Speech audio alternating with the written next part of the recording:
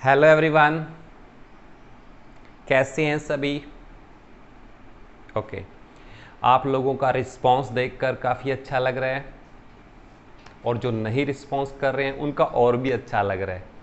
अब आपके माइंड में ये आ रहा होगा कि मुझे अच्छा क्यों लग रहा है, क्योंकि ये वो पर्सन हैं जिनको साफ अपना फ्यूचर दिखाई दे रहा है कि आने वाले समय उनका कैसे होने वाला है, क्योंकि समाज के अंदर उनकी पहचान नहीं होंगी।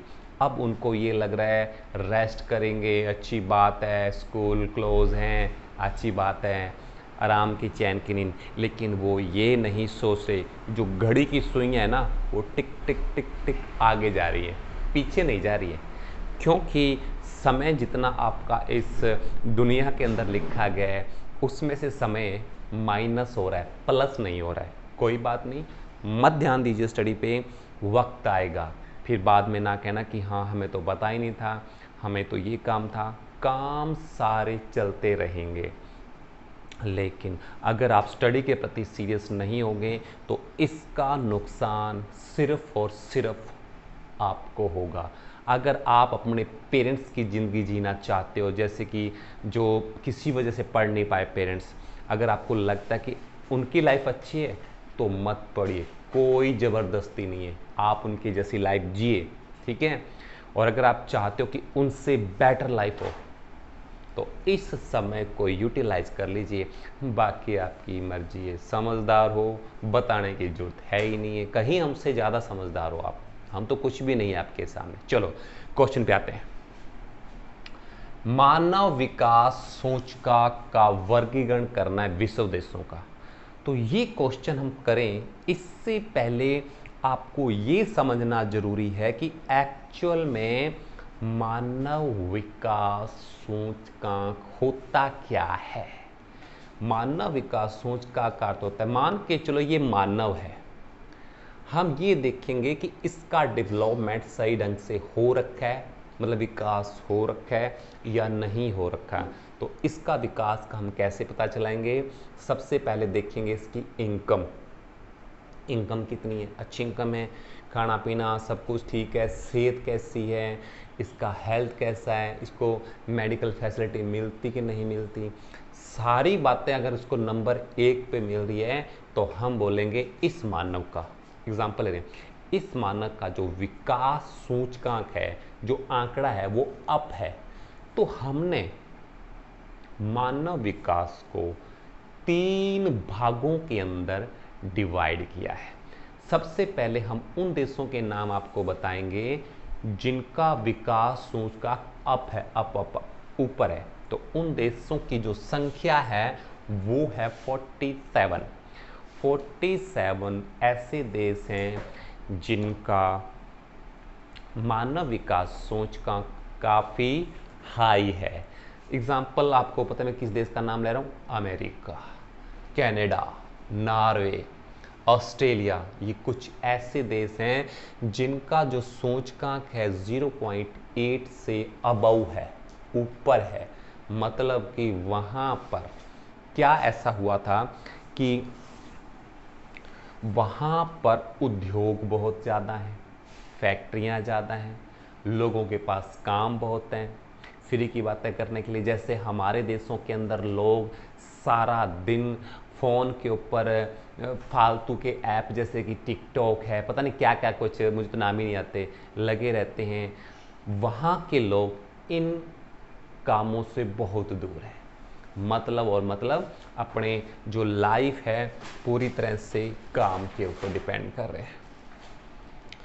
वहाँ की सरकार ने समाज के ऊपर बहुत ज़्यादा निवेश कर रखा है, मतलब कि अमेरिका जैसे देशों के अंदर मेडिकल के ऊपर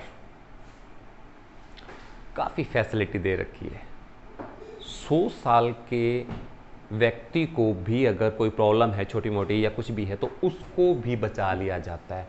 वहाँ पर मेडिकल ने इतनी तरक्की कर रखी है, अब आप अंदाज़ा लगा सकते हैं कि वहाँ पर हाई टेक्नोलॉजी है,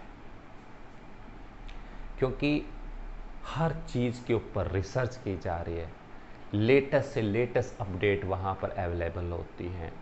तो कुछ देश इन देशों की कॉपी करते हैं। आज अगर हम बात करें हमारे देश की, तो हमारे देश के अंदर ज़्यादातर जितने भी इलेक्ट्रॉनिक आइटम है ज़्यादातर बाहर के हैं। ये नहीं कि भारत के लोगों के पास दिमाग नहीं है, दिमाग है, लेकिन यहाँ पर उस दिमाग की वैल्यू नहीं मिलती। लोग पढ़ते यहाँ हैं, जॉब करने के लिए विदेश चले जाते हैं, वहाँ पर सामान बन के आता है। हमारे इंडियन सामान बनाते हैं, हमारे इंडिया में ही आता है, और वही 5 रुपये का सामान हमें 50 रुपये मिलता है और हम खुश होकर लेते हैं। ठीक है, समझे मैं क्या कहना चाहता हूँ।